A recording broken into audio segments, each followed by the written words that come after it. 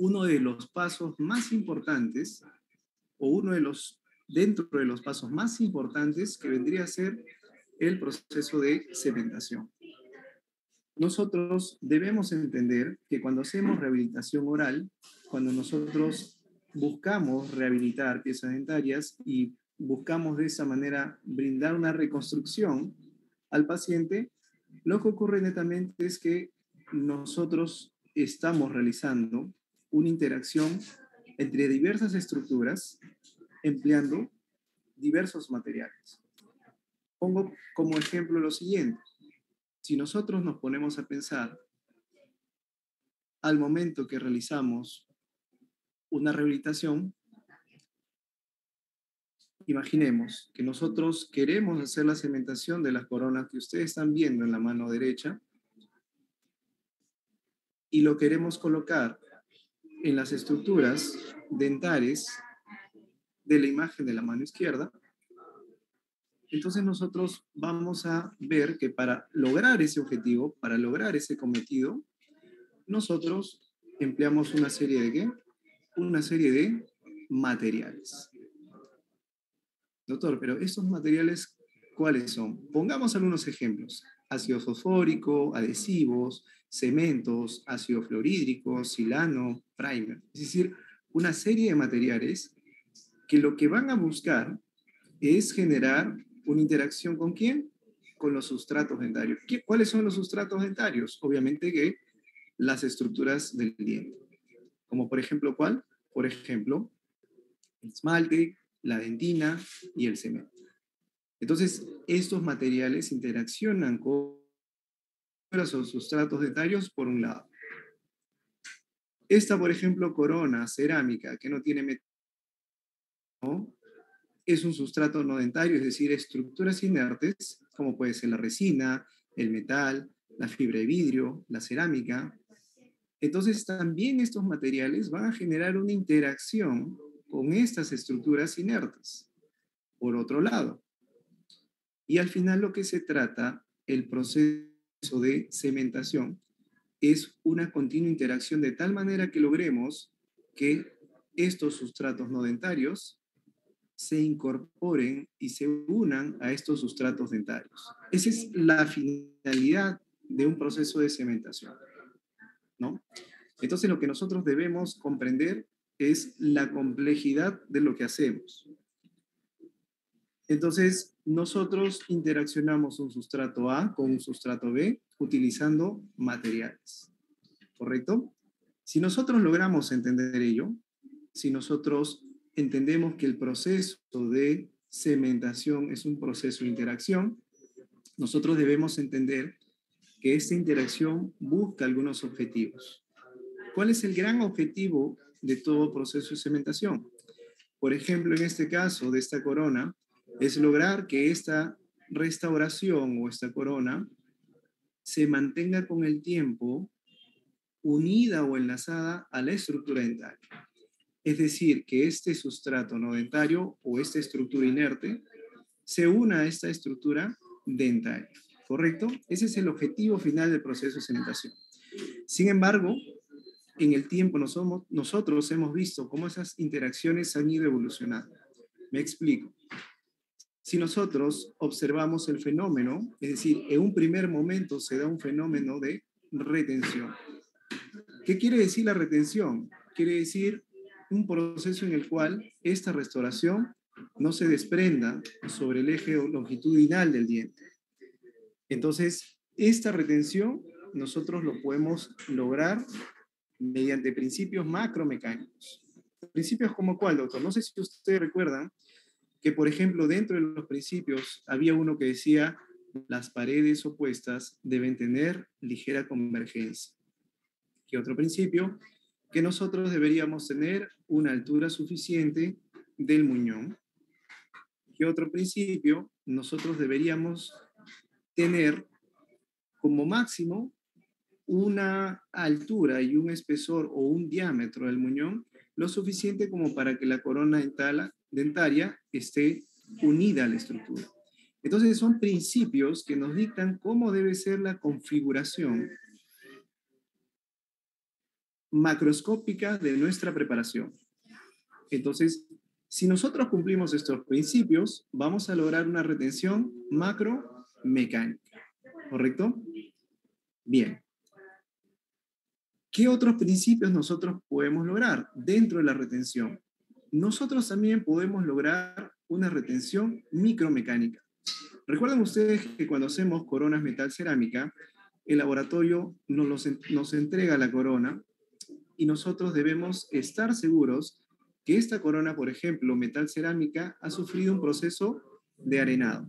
¿Qué quiere decir arenado? El laboratorio coloca acá una pistola y esta pistola empieza a botar pequeñas arenas o partículas de arenas de óxido de aluminio.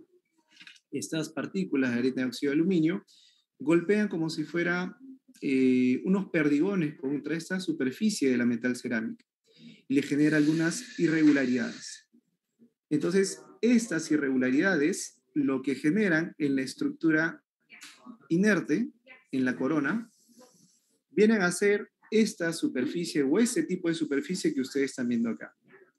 Este tipo de irregularidades que lo que buscan brindarnos a nosotros es una retención adicional, es decir, una retención micromecánica.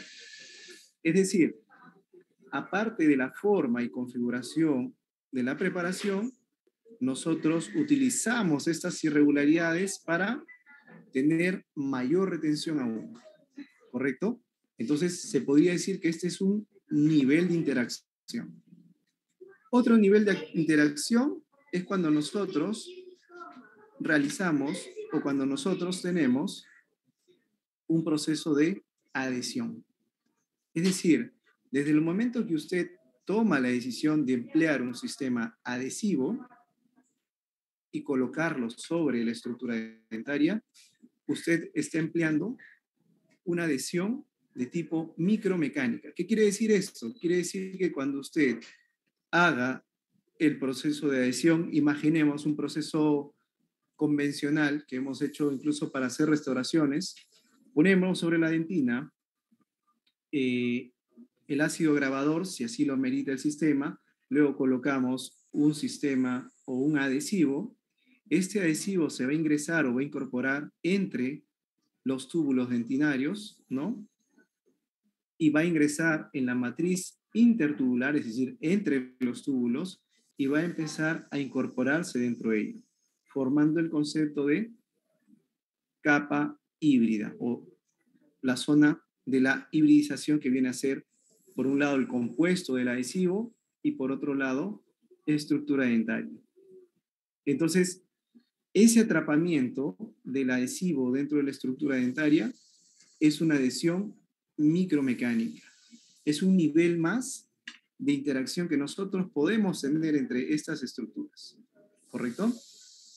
Adicional a ello, estos sistemas adhesivos han evolucionado tanto que actualmente nosotros podemos considerar dentro de la composición química de estos sistemas adhesivos algunos compuestos que permiten hacer una interacción química entre los compuestos del adhesivo con los compuestos orgánicos de las estructuras dentarias. Entonces, este otro nivel de interacción toma el nombre de adhesión química. Y muchos de los adhesivos universales actualmente tienen, por ejemplo, la molécula de 10-MDP, que permite hacer una interacción de las estructuras o enlaces carbónicos del adhesivo con las estructuras dentinarias. Bien, entonces son los niveles de interacción que nosotros debemos entender cuando realizamos la rehabilitación oral. Entonces comprendamos nosotros que existe esta interacción entre estructuras o sustratos dentarios con sustratos no dentarios, empleando materiales de por medio, ¿correcto? Ese vendría a ser la finalidad del proceso de cementación. Y dentro de la familia de estos materiales resinosos, nosotros podemos encontrar, por ejemplo, la resina compuesta, la usamos muy a menudo, hacemos restauraciones con ella. Nosotros podemos tener los cementos resinosos también, con los cuales nosotros hacemos el proceso de cementación. Y tenemos, por otro lado, los sellantes, ¿no? Materiales que utilizamos de forma preventiva, también es dentro de la familia de los materiales resinosos. Y tenemos, por otro lado, el adhesivo. Bien, entonces, nosotros debemos entender que todos estos compuestos o materiales son parientes, por eso lo llamamos la familia de los materiales resinosos. Bien, y que mientras nosotros sigamos la flecha en este sentido, nosotros vamos a tener mayor fluidez. Y si nosotros seguimos la flecha en este sentido, vamos a tener, ¿qué cosa? Mayor viscosidad. Y lo otro que nosotros debemos entender y buscar comprender es que, si ustedes se dan cuenta, cada uno de los materiales arriba mencionados requieren del adhesivo, del sistema adhesivo, para incorporarse al lienzo. ¿Bien? Entonces, es necesario entender ello para saber que estos materiales son materiales que nos permiten cumplir una función, y los sistemas adhesivos nos permiten a nosotros cumplir también una función adicional. Y la función de este sistema adhesivo es de adherir. Y vamos a ver ahorita los compuestos que podemos nosotros tener para esta situación o estos casos clínicos.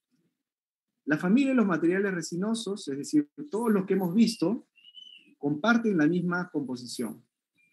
Y ustedes lo están viendo en la pantalla. La composición que parten, o la composición que tienen, se divide en tres grandes grupos. Por un lado, tenemos la matriz orgánica, que presentan monómeros. Por otro lado, tenemos la fase inorgánica, que tiene partículas de relleno, que ustedes la están viendo acá, de color celeste. La matriz orgánica es como si fuera la piscina. Y la fase inorgánica o partículas de relleno es como si fueran unas rocas o minerales que colocásemos dentro de esa piscina. Pero estas no se pueden unir, es decir, estas no podrían integrarse si no tenemos esta otra estructura en color amarillo, que es la que permite que estas se unan y que toma el nombre de agente de unión o silano. ¿Correcto? Estos son los tres componentes básicos en la familia de los materiales resinosos. Entonces, la matriz orgánica con sus monómeros tiene iniciadores, activadores o inhibidores también. Y en la fase inorgánica nosotros tenemos partículas de cuarzo, vidrio, bario, sílice, radiopacificadores y modificadores ópticos. ¿Correcto? Esa es la composición básica de toda la familia de los materiales resinosos. Si nosotros observamos cómo se configuran los monómeros dentro de la matriz orgánica, estos son los monómeros, vean ustedes, son moléculas de ese tipo, y estos monómeros de alguna manera buscan, a través del proceso de polimerización, transformarse en polímeros, es decir, estructuras o monómeros que se van a unir y van a formar un compuesto más grande, ¿correcto? Entonces, todo proceso de polimerización, por el mismo hecho que algo que está separado se junta, tiene cierto nivel de contracción, ¿correcto? Y si nosotros analizamos estos monómeros, vamos a ver que estos monómeros, también llamados monómeros de enlace cruzado, tienen estas características. Tiene un especiador, tiene un grupo polimerizable y tiene otro grupo polimerizable. Es decir, es como si fuera una estructura con dos brazos. Y esos brazos son grupos polimerizables. ¿Por qué? Porque se unen con los otros monómeros y se empiezan a abrazar, se empiezan a dar la mano para lograr el proceso de polimerización. Entonces, estos grupos polimerizables, es decir, estos brazos, pueden ser acrilatos o metacrilatos. Es decir, son clasificaciones. De ahí que ustedes, de repente, en la composición de sus resinas compuestas o de sus adhesivos, van a ver la presencia de nombres como bis-GMA. ¿Por qué? Porque el nombre de la molécula es bisfenol A glicidil metacrilato, ¿no? Es un metacrilato en los brazos que tiene esta molécula larga. Otro nombre, por ejemplo, es el UDMA, que es el dimetacrilato de uretano. ¿Por qué? Porque también tiene brazos o extremos de metacrilatos. Otros monómeros es el TEGMA, otro monómero es el EGDMA. Y estas moléculas, por un lado, nos van a dar la idea también del tipo de estructura que vamos a tener. Las dos primeras moléculas son normalmente de alto peso, por lo tanto, dan cierta viscosidad al material. Las segundas, como son de bajo peso, dan un poco de mayor fluidez al material. ¿Vean? Entonces, va a depender del tipo también de monómeros que nosotros vamos a utilizar. Por otro lado, nosotros tenemos otro tipo de monómeros, los cuales igual polimerizan, se dan la mano y se unen. Sin embargo, hay monómeros que un lado tienen un brazo distinto, tienen un superpoder, tienen una superfunción. Por eso que se llaman monómeros funcionales, porque tienen un espaciador, tienen un grupo polimerizable, solo que un brazo tienen un grupo funcional, tienen un superpoder. Y este superpoder le permite a ese monómero tener mayor humectancia, desmineralizar estructura dentaria, permite ser antibacteriano, por ejemplo, y este grupo funcional es característico de los adhesivos y algunos cementos resinosos. ¿Bien? Entonces, eso es un poco para que entiendan ustedes cómo funcionan los monómeros dentro de la matriz orgánica. Y uno de los monómeros actualmente más conocidos y que ha traído en boga la evolución en los sistemas adhesivos es el 10-MDP. Y vendría a ser esta molécula.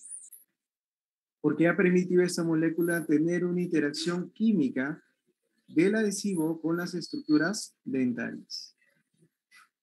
Eso es lo que permite una interacción de los cristales, por ejemplo, de hidroxiapatita y las sales de calcio. Es una gran función que tienen para adherir el adhesivo a la estructura dentaria. Entonces, estas tres partículas, estas tres moléculas, o estos tres grupos que componen la familia de las resinas, interaccionan y transforman un elemento viscoso inicial en un elemento rígido. Ese proceso es llamado un proceso de polimerización. Miren cómo los monómeros se van uniendo y van formando como una red y van de esa manera aumentando su viscosidad. La parte de la matriz inorgánica, que es el relleno, también hay una clasificación que nos permite saber el tipo de relleno que podemos tener dentro de estas resinas. Bien.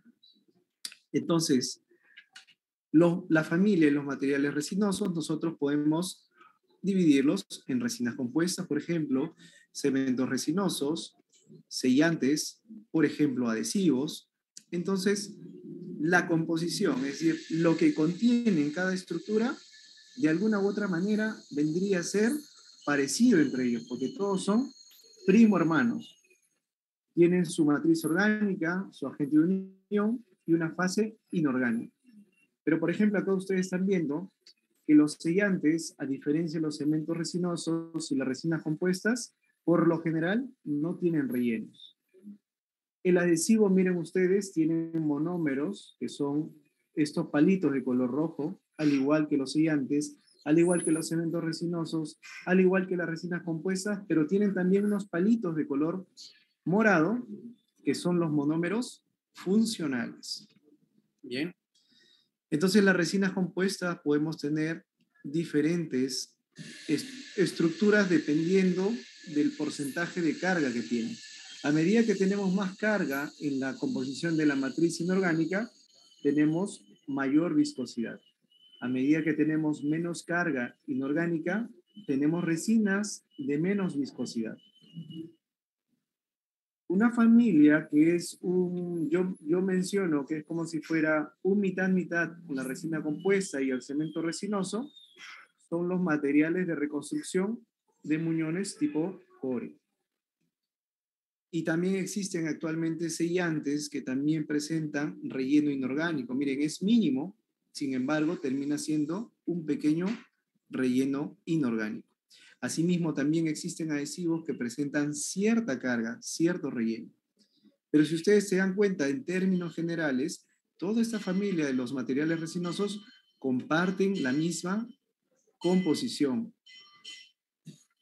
Entonces, entendiendo esto, nosotros debemos saber que el proceso de polimerización es como si fuera un juego de dominó donde nosotros queremos realizar esta acción. Pero para que esta acción se realice, nosotros necesitamos dos aspectos. Necesitamos, por un lado, para realizar el proceso de polimerización, por un lado necesitamos un activador que vendría a ser algo que provoca o algo que activa la primera molécula que realiza la acción. Es decir, el iniciador es aquella primera pieza que se encarga de hacer todo el proceso en cadena. Pero para que este iniciador funcione, nosotros necesitamos un activador, que en este caso es este dedo. Es importante que ustedes sepan esto, porque sin un activador, este proceso no se puede dar. Entonces, si nosotros vemos de qué manera se puede dar o qué métodos de activación tenemos un método de activación química, tenemos un método de activación física y tenemos un método de activación dual. ¿Cómo funciona eso, doctor? Yo esta activación química lo realizo a través de una interacción química entre esta molécula y esta molécula y empieza a formarse la reacción en cadena. Una activación física, por ejemplo, es la luz. Yo utilizo la luz como un activador de esta molécula iniciadora y se da toda la reacción. Por eso es que los materiales o la familia de los cementos resinosos que tienen esta composición, que ya lo hemos revisado, nosotros para entender un cemento resinoso necesitamos conocerlo con nombre y apellido. ¿Qué quiere decir eso, doctor? Que para que tú sepas qué cemento resinoso estás usando o qué cemento resinoso vas a comprar, tú necesitas entender cuál es su método de activación, por un lado, y por otro lado, cuál es el método de adhesión que requiere. Por ejemplo, nosotros tenemos cementos resinosos de fotoactivación. ¿Por qué? Porque estos se van a activar a través de la luz. Tenemos cementos resinosos de autocurado, porque estos se van a polimerizar por un proceso químico.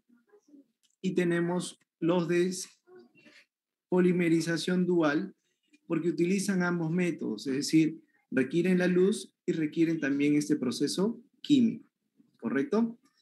Entonces, el activador y el iniciador en cada uno de ellos va a ser distinto. En los cementos de fotoactivación, el activador va a ser la luz y el iniciador va a ser la canforoquinola. El de autocurado va a ser la mina terciaria, el activador, y el iniciador va a ser el peróxido de benzoilo. En los cementos duales van a ser ambas, es decir, tiene tanto de luz como de mina terciaria, y el iniciador también, en este caso, debe tener de ambas. Entonces nosotros debemos entender qué tipo de cemento vamos a utilizar para saber qué indicación le vamos a entregar. ¿Qué indicación le vamos a entregar al material restaurador? Y por otro lado, tenemos que saber si el cemento que empleamos nosotros utiliza un método adhesivo convencional, es decir, requiere un protocolo adhesivo en el diente antes de colocarlo, y si es autoadhesivo, quiere decir que el cemento no va a requerir un protocolo adhesivo previamente. ¿Por qué? Porque los cementos autoadhesivos ya vienen con todo incluido, es decir, tienen un poco de partículas ácidas, un poco de partículas adhesivas, tienen el cemento incorporado, entonces es como si hiciera todo a la vez, ¿correcto? Entonces va a depender de lo que usted utilice en el consultorio para de esa manera usted pueda tomar la decisión de qué tipo de cementación va a realizar. Por ello es muy importante que ustedes conozcan su equipo de polimerización. ¿Por qué es tan importante ello? Porque si ustedes no entienden que este proceso de polimerización se puede dar de forma incompleta, llevando a cabo el fracaso de la interacción entre su restauración y el diente, todo esto, lo que hemos conversado, puede simplemente perder fuerza o perder potencia. Son 6 aspectos los cuales yo he resumido para que ustedes puedan evaluar sus equipos de polimerización. Bien, y vamos a verlo de la siguiente manera. El primero es la potencia. La potencia, a diferencia de lo que se cree, no es uno de los aspectos más importantes, porque la potencia más que nada, si nosotros evaluamos la fórmula, potencia es energía sobre el tiempo, es decir, joules sobre segundos, que termina siendo una unidad llamada watts. Entonces la potencia en watts, por ejemplo, a los que hemos cambiado un foco, ¿no? Le compramos en la ferretería y nos dice, dame un foco de 50 watts. Es diferente a un foco de 100 watts, ¿correcto? ¿Y va a ser diferente el consumo? Obviamente que sí, un foco de 100 watts va a consumir el doble que un foco de 50 watts. Cuando hemos comprado también una plancha, ¿no? ¿Qué es lo que pasa cuando dejamos la plancha prendida toda la noche? Mamá o papá nos castiga, ¿verdad? ¿Por qué? Porque muy aparte de que se puede incendiar la casa, el recibo de luz viene altísimo. ¿Por qué? Porque miren, esta plancha tiene 2200 watts, es decir, es la potencia que requiere el equipo para trabajar, para entrar en funcionamiento. Entonces la potencia vendría a ser aquella energía que recibe el equipo para poder entrar en funcionamiento, ¿correcto? Entonces, no necesariamente es el valor más importante que nosotros debemos tener, porque si, por ejemplo, vemos nosotros acá, la potencia es diferente en cada uno de los equipos. Si solamente nos basamos en la potencia, por ejemplo, acá ganaría en primer lugar la Blueface G2 o la OptiLife Max, porque tiene mucha mayor potencia, ¿correcto? Pero como les vuelvo a repetir, no es un parámetro que nosotros debemos procurar, porque nosotros, más que la potencia, lo que a nosotros nos debe interesar es el segundo concepto. El segundo concepto se llama intensidad, irradiancia o emitancia. Y esta intensidad, irradiancia o emitancia se asemeja cuando, no sé si ustedes de repente han jugado carnavales, creo que hay algunos colegas que también nos acompañan de otros países. Cuando nosotros acá en Perú jugamos a veces carnavales y tenemos de repente una manguera que no está botando la suficiente cantidad o intensidad de agua, lo que nosotros que usamos para que esta agua llegue más lejos y podamos mojar a las personas es colocar nuestro dedo. Y colocando nosotros nuestro dedo, lo que logramos, ¿qué cosa? Es que salga mayor cantidad de agua. No es que salga mayor cantidad de agua, sino que van a salir mayor cantidad de gotas por segundo. ¿Por qué razón? Porque nosotros hemos reducido el área de la salida de esta cantidad de agua. ¿Y en qué se traduce eso? Se traduce en la intensidad. ¿Por qué? Porque la intensidad es la potencia entre el área.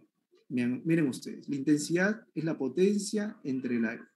De tal manera que si nosotros reducimos el área por donde está irradiando, en este caso el agua, vamos a tener, al tener menor cantidad de área, ¿correcto?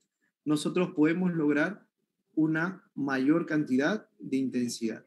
Obviamente que si nosotros tenemos una gran cantidad de potencia, lo que se debe esperar que tengamos también una mayor cantidad de intensidad.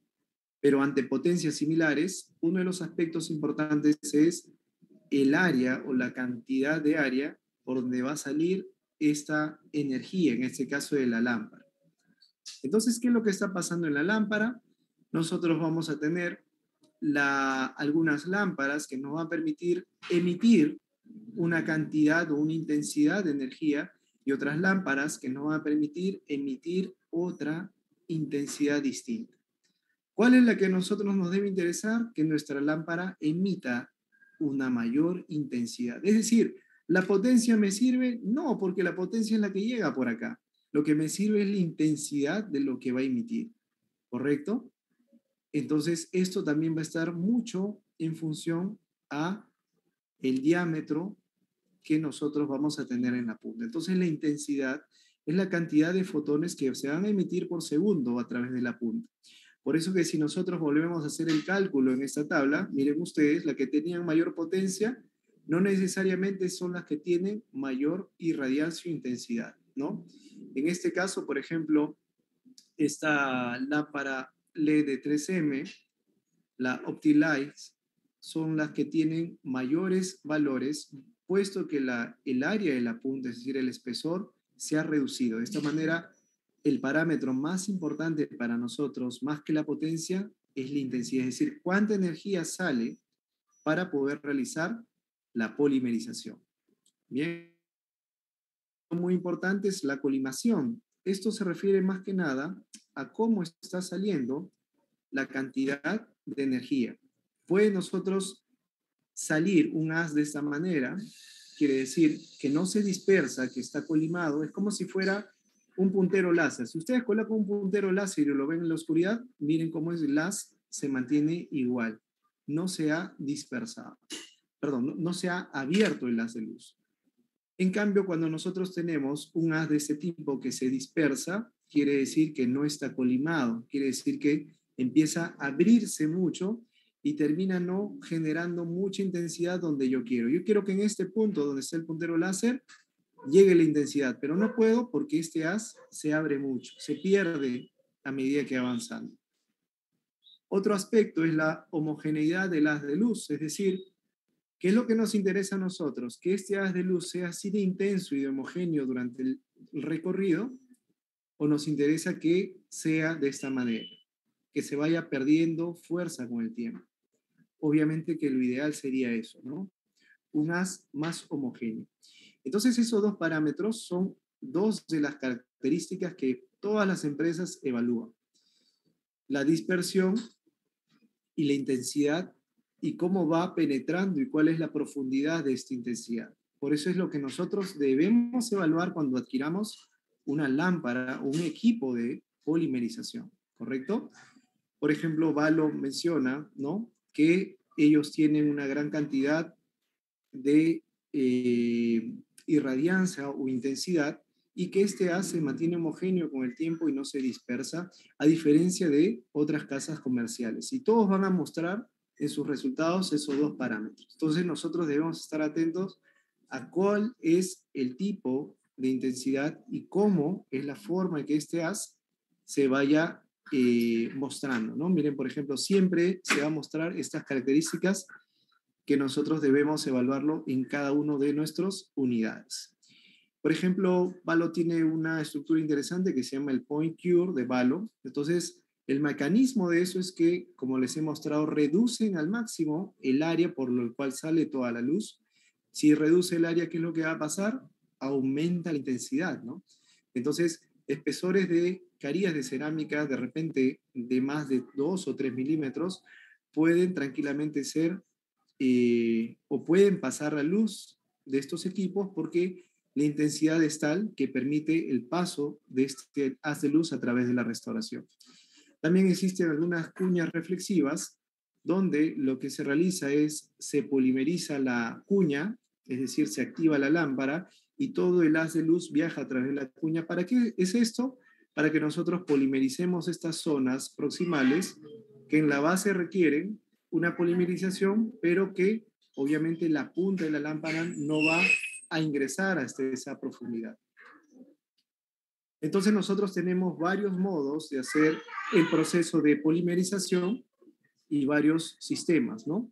Entonces, en base a lo que nos diga el fabricante, nosotros debemos respetar los tiempos, porque estos tiempos que nos indica el fabricante va en función a lo que ellos han trabajado, es decir, a la evidencia y la información científica que ellos nos están mostrando, ¿correcto? Y por último, nosotros tenemos el espectro de emisión. ¿Qué es este espectro de emisión? Este espectro de emisión, nosotros debemos entender que la luz que bota la lámpara tiene un cierto color. Y ese cierto color lo que va a emitir es una gama de colores. Y esta gama de colores lo que deben hacer es estimular una molécula que se llama canforoquinona, que lo hemos visto. Pero la luz que activa esta molécula debe tener una longitud de onda de 468 nanómetros. Mientras que otro tipo de iniciadores, por ejemplo, lucerín, ibocerín, óxido de dilfosfina, TPO, VAPO, etcétera, requieren 400 nanómetros para ser estimuladas. Entonces, ¿esto dónde está? Esto es dentro de la composición de las resinas. ¿Recuerdan? Estos son los iniciadores. Entonces, la luz que yo tengo debe buscar estimular o activar estos iniciadores. Si no lo hace, el proceso de polimerización no se va a desarrollar. Entonces, miren ustedes, por ejemplo, en las lámparas que nosotros tenemos, la ELIPAR tiene una longitud de onda de 430 a 480 nanómetros, es decir, activa la canforoquinona, pero no activa estos otros iniciadores. Valo de Ultra D tiene una longitud de onda de 395 a 480, es decir, tranquilamente puede activar a estos fotoiniciadores. De ahí viene el concepto que nosotros vemos que existen lámparas que son polywave. ¿Qué quiere decir polywave? Poly son muchas y wave significa ondas. Quiere decir que en la punta de la lámpara tienen unos microchips que pueden estimular algunos iniciadores en 470 nanómetros, miren el color celeste, y otros que activan en 410 nanómetros para otro tipo de iniciadores. Entonces, nosotros debemos considerar ello. Debemos considerar si es que requerimos nosotros algún otro tipo de estimulante de este tipo de iniciadores que trabajan en 400 a 410 nanómetros. Doctor, yo solamente utilizo resina y la marca de mi resina que dice que el iniciador es canforoquinona y nada más, pues entonces tú no requieres de ese tipo de lámparas polywave. Doctor, yo utilizo una resina X que indica que tiene de iniciadores Ivocerin, por ejemplo, Ivocler tiene como iniciador el Ivocerin, se puede decir, es una patente que ellos tienen, entonces nosotros requerimos que también nuestro equipo de polimerización pueda activar esa molécula. Entonces, es un aspecto muy importante que ustedes tienen que evaluar.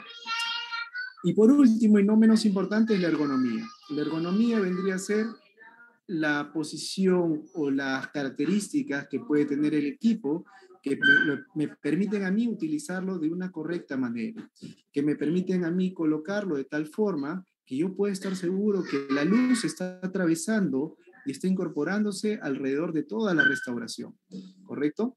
Entonces vamos a tener equipos de diferentes formas de la punta. Va a haber equipos que tienen puntas anguladas, otros unas puntas más oblicuas, por así decirlo, que lo que van a hacer es que muchas veces la punta llegue de esta manera y la luz no siempre active la base que queremos, sino la luz va a llegar un poco alejada. Entonces, si nosotros consideramos este principio de ergonomía, lo que buscaremos son lámparas que lo que nos permitan, o equipos de polimerización, que nos permitan a nosotros tener la máxima eficacia y que esté en un contacto muy estrecho con las piezas dentarias. Eso sería lo principal que debemos buscar. Entonces, por ejemplo, Valo tiene una característica muy importante en la punta que prácticamente es una salida de la luz en prácticamente 90 grados, ¿no? Entonces, eso que te permite que la boca de tu paciente no tenga que estar tan abierta para que tú puedas realizar la polimerización. Sin embargo, también existen otros equipos donde usted va a requerir que el paciente aperture un poco más la boca. Entonces, en conclusión, lo que usted tiene que realizar es averiguar sobre su equipo. Por ejemplo, si yo quiero averiguar sobre Valo, entro, puedo googlearlo, puedo buscar el catálogo y puedo evaluar y puedo buscar características como las potencias que utiliza, la longitud de onda que tiene, ¿no? Los diámetros de la punta de la salida y las formas como se opera esto. Podemos ver los accesorios que puedo utilizar esta lámpara que permiten aumentar la intensidad. Y puedo ver también, por ejemplo, si ustedes se dan cuenta, acá están hablando de los chips. Son 4 LEDs que funcionan a diferente longitud de onda. Podemos nosotros ver también la punta, lo que le mostré, ¿no? Que no genera que el paciente tenga que abrir tanto la boca, a comparación de otras marcas, y la característica del haz de luz, ¿no? Que tiene que ser como si fuera un láser, ¿no? Homogéneo y no se tiene que dispersar, ¿correcto? Si observamos en la página de 3M, la ELIPAR, de la misma manera podemos ver la longitud de onda, la intensidad de luz, cómo opera, características de ergonomía, ¿no? El tipo de material que tiene la superficie, la característica de la luz, y vamos a evaluar también cómo funciona a medida que esta lámpara se va separando del lugar donde tiene que polimerizar. ¿Correcto? Entonces, son características que nosotros tenemos que ver. Miren, utilizando el ITPAR de la 3M, el paciente abre de esta manera. Utilizando otra lámpara, el paciente tiene que abrir más. Y utilizando otra lámpara, el paciente prácticamente se tiene que dislocar la articulación temporomandibular para que pueda cumplir el objetivo de estar en una posición correcta para la polimerización.